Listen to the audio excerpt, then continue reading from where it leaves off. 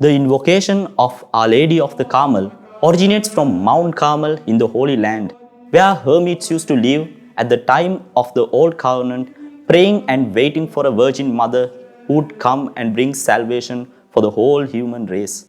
They were following the example of Elias the prophet, who was at Mount Carmel praying for the salvation of Israel, which was passing through a terrible drought. When he saw a little cloud in the distant horizon, he hoped that it would bring the much needed rain for Israel. The small cloud grew in size and covered the whole sky, and finally the hope for rain came to save the people. Saint Elias understood that this cloud was a symbol of the Virgin to come, related to the prophecies of Isaiah that spoke of Our Lady. Those who followed his example also prayed for the coming of the Virgin who would be the mother of the Messiah. In all covenant times, therefore, the hermits of Mount Carmel had a special mission of foreseeing the coming of Our Lady and praying for it.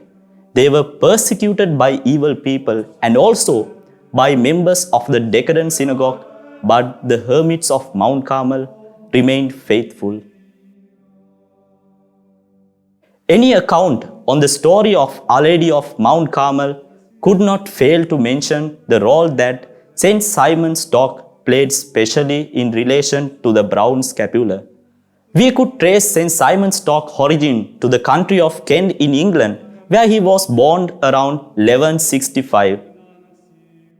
In the 13th century, during the era of the Crusades, he joined a group of hermits on Mount Carmel who claimed to be the successors of Elias while on pilgrimage to the Holy Land.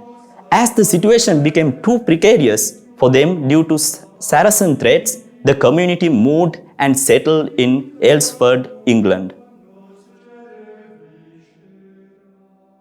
The scapular of Our Lady of Mount Carmel, also known as the brown scapular, is one of the most popular and celebrated of Roman Catholic devotions.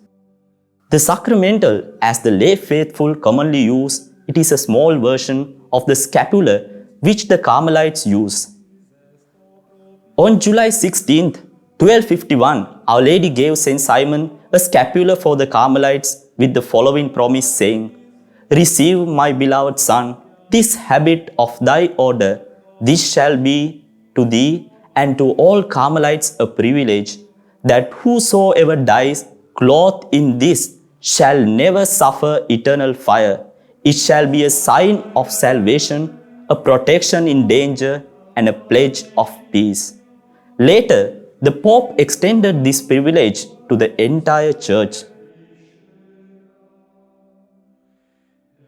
As if in a gesture of approval and blessing, the Queen of Heaven and Earth chose to make a last apparition at Lourdes on July 16, 1858, on the feast of Our Lady of Mount Carmel.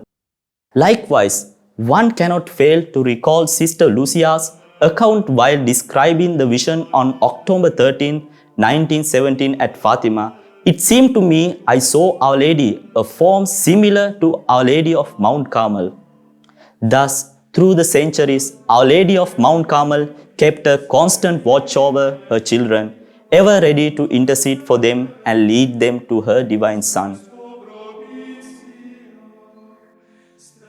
Amidst the sea of chaos, confusion, and impiety raging in the world today, may Our Lady of Mount Carmel grant us strength and fortitude, so we may all remain faithful to her Son and His Holy Church. Salve Maria.